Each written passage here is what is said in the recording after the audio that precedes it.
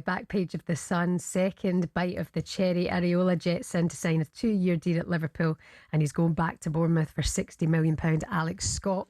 Yes, it's official. Liverpool have got their man, Andoni Iraola, on a 2-year deal. He spent 3 seasons at Bournemouth, taking the club from 15th to the Europa League. He spoke to Liverpool FC's YouTube channel on what Liverpool means to him.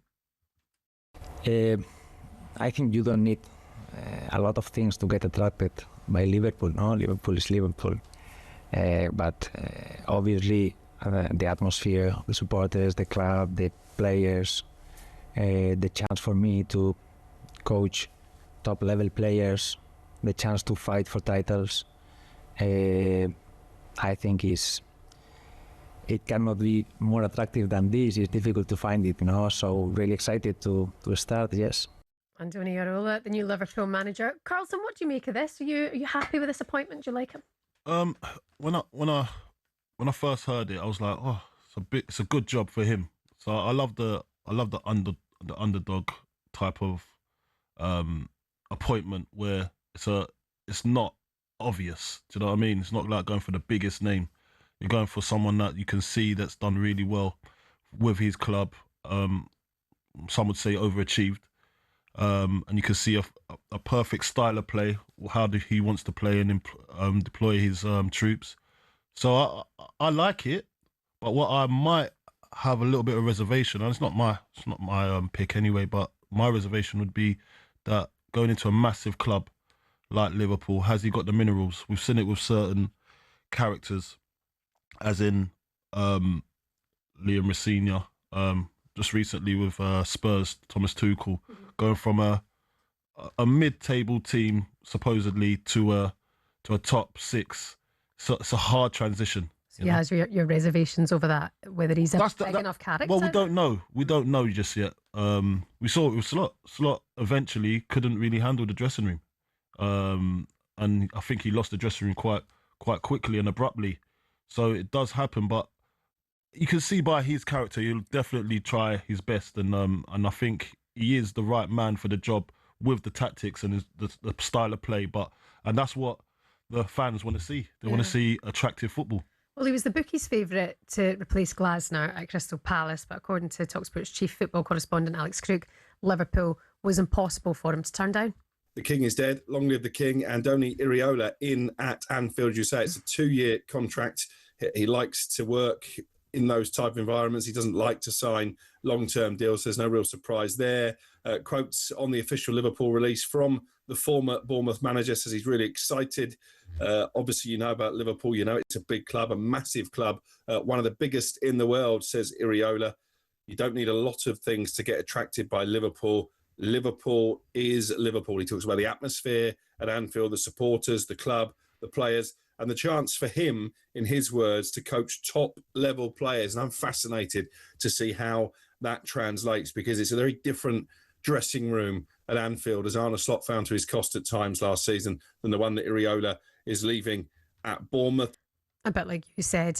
In terms of the football, are you expecting to see that heavy metal football back at Liverpool? That's what they want. That's what they want, and that's what they've been used to and accustomed to under Klopp. So hopefully he can bring that back, and he knows what's expected of him. It's just that other part with the egos in the dressing room. It's a different ball game. So the characters in that dressing room, do you think when Andoni Iraola walks through the door, they're going to be, I don't know, taken by his aura? Do you know what might actually help him is that he won't have to deal with a superstar like Mohamed Salah. That was a big one. To upset him, that upsets a lot of things. But that rot started probably in Klopp's era as well. The back end of Klopp's era. So then obviously Slot comes in, then it goes back to a new lease of life. Mo Salah's scoring willfully at free will, and then obviously, then it drops off the next season. They had a lot of trauma at the start of the season, and it was hard for any manager. That would have been hard to manage for that period. And then he gets it right for a little bit, and then it just doesn't happen for him. And then I think he loses the dressing room. When you lose the fans up at Anfield, it's not going to be a great place for you. I can't remember. fans really getting on the manager's back. They usually go for the players first. But that's the thing as well. Like Mo Salah had his part to play, putting up his Instagram post, didn't he, saying that how, with Klopp and Liverpool have worked so tirelessly to get this kind of heavy metal football and this attacking style, and then it's taken away. Like, I think it played a part on Arne Slot losing his job. Definitely. But also as well, I thought, what would it be like for Arne Slot to have the weight of Mo Salah off him next season? What would it have been like? Well, they didn't give him a chance, did they? But at the same time, did he manage it well? Yeah, true. Because obviously I think Liverpool just needed a new start, especially when a player that you were supposed to manage is not there no more.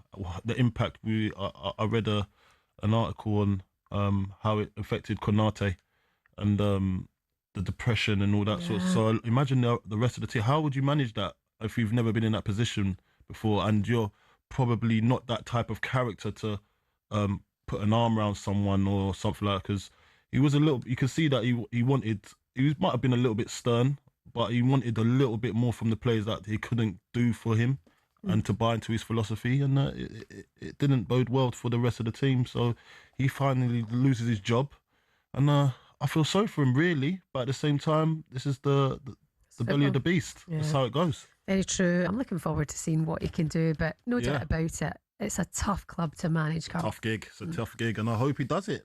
We want to see managers get the promotion, I should say, to go and explore what they can actually do at a bigger team. Everyone wants to see that, don't they? They want to see a success story, and everyone, if you've done well at the level that he's been performing at, then you want to see the natural progression, and I think he deserves it. He deserves it. He's been outstanding, and I only see big things to come from him. I just want him to control the egos. But I think some of the egos have left.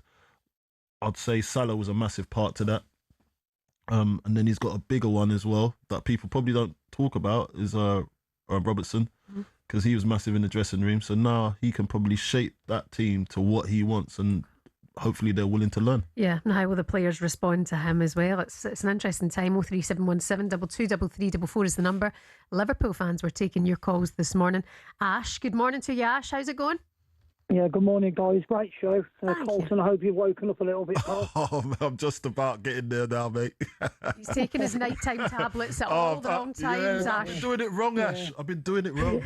We don't want to turn it into like a supplement conversation. Oh, mate, we could do that all day too. Yeah. I want to talk about Liverpool, and obviously with the appointments, I think it's a bit lazy, in truth. When you think about it, Alonso, he was literally on a plate for us a couple of months ago, and we haven't acted quick enough there unless Iraola was the man all along. I think with Slot, I think there's something massively gone wrong there in the last couple of weeks, because he was the guy we were backing and now he isn't. So I think that with Slot, he was a little bit unlucky last season. Everybody that we nearly bought got injured in some way or form. So I feel he was unlucky there. And, I think if he would have had the backing, maybe with his infrastructure around him, like his backroom team. He's got Van Bronckhorst there. With Rangers, the kind of football he played when he was there, Gaffer, side to side, methodical, that kind of football. And I thought we kind of saw a little bit of that on the pitch. I thought if you would have backed him a little bit better, maybe gone back in for Pep at Man City, who was under Klopp, maybe had that conversation. Might have been a different season, but I certainly think this appointment is risky. Yeah, I know what you're saying there, but when I've spoken to a few of my Liverpool mates who support Liverpool, they've said that they wasn't impressed with the style of play, obviously, and it was a little bit jarring for them because of what they've been used to over the years. But then also some of his decision-making, in-game decision-making, didn't make sense. Some of his substitutions at certain times, or not reacting at the right time, has kind of put him in a category where they don't trust him. And I think that was a lot to do with it too. Would you agree with me with that? It's a fair point. I think you're only probably as good as your kind of support network in that kind of front. I'm not sure what his backroom team's like and anything like that, but yeah, you're right. And I certainly think some of the things that he's come out with in the press has maybe alienated some things as well. Last year, I think he was in IB for 2 weeks before the season finished. So people are kind of looking at that and maybe raising a few eyebrows. I certainly think like I say, the loss of form of Salah, the tragic passing of Jota, and we can't keep making excuses for that. I certainly think, and along with a lot of players that just don't seem to want to play. There's no real kind of fire there. It's drab, and against Tottenham. Yeah. Like I say, that was probably the worst I've seen it. Okay. So. Well, Ash, thanks very much for your call this morning. Good luck to you. Hopefully you can turn your opinion around as well. That's the thing about Xabi Alonso. He wanted to go in and be a manager, with Andoni Iraola has been appointed as a head coach, so he gets to go and be that, obviously, at Chelsea. Thoughts on this then, Carlton? The Telegraph's Merseyside correspondent Dom King joined us a bit earlier on in the week, and he urged Andoni Iraola to appoint this former favourite at Anfield as one of his coaches. I wrote a piece in the Telegraph on Monday about James Milner. He's retired now. Yeah. And listen, I have to stress, it was an opinion. It was not sort of a story that I've gone looking for.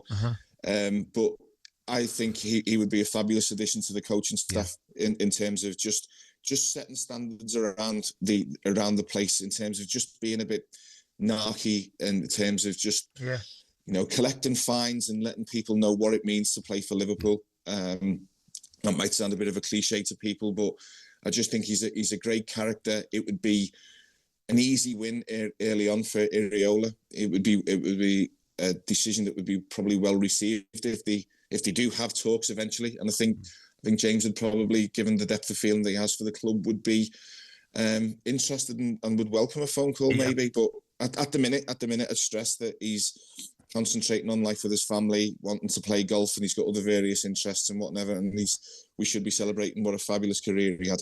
But would you like to see him as a coach at Liverpool? I want to give him a break. I remember I made he made his under 21 debut when he was just 16 years old in our group, under 21 for England.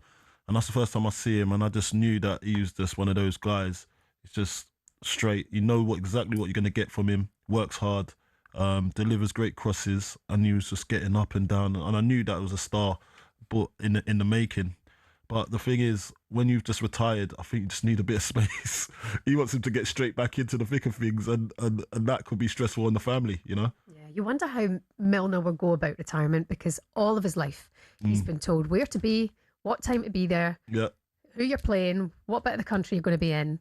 And then obviously that structure goes away. Yeah, you make a choice for yourself.